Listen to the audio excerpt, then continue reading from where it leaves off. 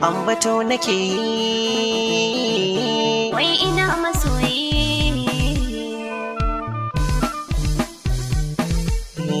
Wanda so ya aura ba zai ga kuskure ba, wani ya aje nawa yanzu ke zuma.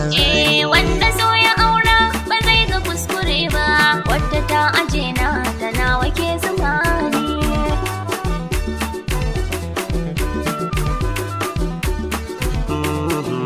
Sako da riko zan bayar zo ki karba, in yi miki ɗauko kwanan shaki kurba, ni na mutsumin numfashin zuciya harba, na kwanda shirin koda so zai zama gaba, mai ɗauke dafin zantin karo ta yi duba, kallon da nake waza na rike balle na sake, neman ki nake duk inda nake sai ki kusanto da maraba.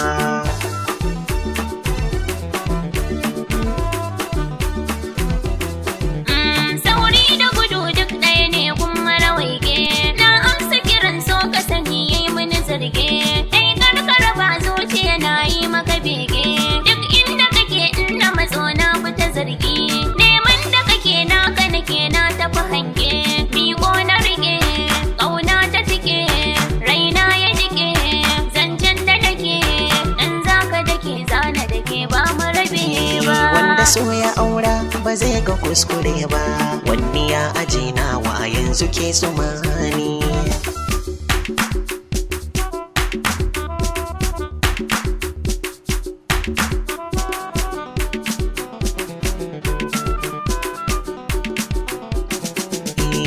Ya kyauta in yi wa adona da soyayya, gaskiya na ɗauke ta gawa kin ji na shirya, sai maɗaciyar so da na sha ta zamo kanya, waiwaye a danken tafiya na yi tsinkaya, so na gaske na yo katari na ga martabar yin haƙuri, sansaninmu na share wuri ba a mun gori, tun da kin kace ba rabuwa walla na ca ba.